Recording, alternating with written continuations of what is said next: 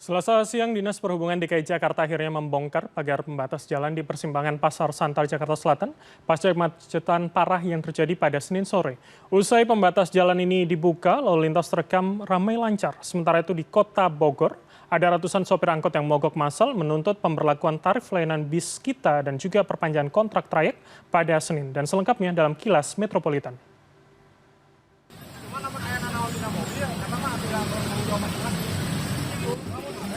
Sejumlah sopir angkutan umum menyetop satu persatu angkot yang masih beroperasi di Jalan Raya Tajur, Kota Bogor ketika aksi mogok massal terjadi pada Senin pagi. Para penumpang terpaksa turun di tengah jalan dan melanjutkan perjalanan dengan moda transportasi lain. Sementara itu, ratusan sopir angkot lain berunjuk rasa di halaman Balai Kota Bogor. Mereka mendesak pemerintah Kota Bogor segera memberlakukan tarif layanan bis kita dan menuntut perpanjangan kontrak trayek dari 15 tahun menjadi 20 tahun. Kepala Dinas Perhubungan Kota Bogor, Eko Prabowo mengklaim pihaknya masih berkoordinasi dengan Kementerian Keuangan perihal tarif bis kita. Usai berunjuk rasa di Balai Kota, massa melanjutkan unjuk rasa di kantor DPRD Kota Bogor. Selasa pagi, lalu lintas di persimpangan Pasar Santa, Jakarta Selatan terekam ramai lancar setelah terjadi kemacetan parah pada Senin sore. Selain membuka pagar beton pembatas jalan, petugas Dinas Perhubungan memasang rambu larangan putar arah di persimpangan Pasar Santa bagi pengendara yang melintas dari arah Jalan Kapten Tendian. Kemacetan terjadi setelah Dinas Perhubungan Provinsi DKI Jakarta melakukan rekayasa lalu lintas dengan menutup akses dari Jalan Wijaya 1 menuju Jalan Kapten Tendian. Untuk menuju Jalan Kapten Tendian, Mampang Perapatan, pengguna jalan harus memutar melalui Jalan Walter Monginsidi. Pertemuan kendaraan setidaknya dari 3 jalur dalam satu persimpangan yang membuat terjadinya penumpukan kendaraan. Akibatnya, kemacetan pun terjadi dari Tugu Pancoran hingga persimpangan Mampang Perapatan dan kawasan SCBD Jakarta Selatan. Senin malam, polisi menemukan mobil sedan dan mobil SUV milik SB, perempuan pemilik penginapan asal Kebonjeruk, Jakarta Barat, yang menjadi korban pembunuhan. Kendaraan ditemukan di parkiran sebuah musola tidak jauh dari rumah kontrakan para terduga pelaku di kawasan Kronjo, Tangerang.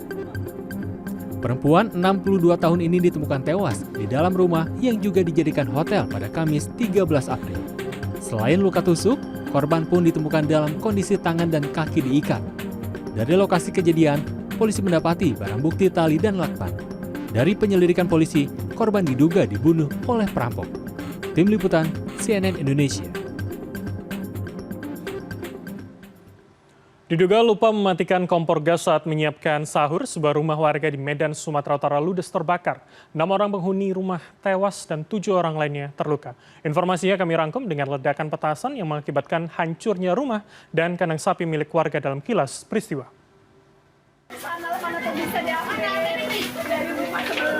Video amatir warga merekam terbakarnya bangunan rumah di Jalan Selamat, Gang Amal, Medan, Sumatera Utara, Selasa subuh.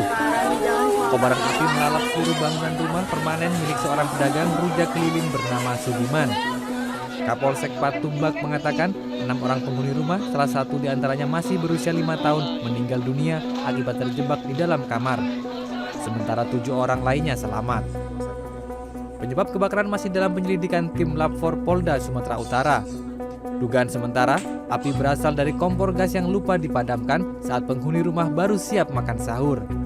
Api akhirnya berhasil dipadamkan 1 jam kemudian setelah 4 mobil damkar Kota Medan dikerahkan.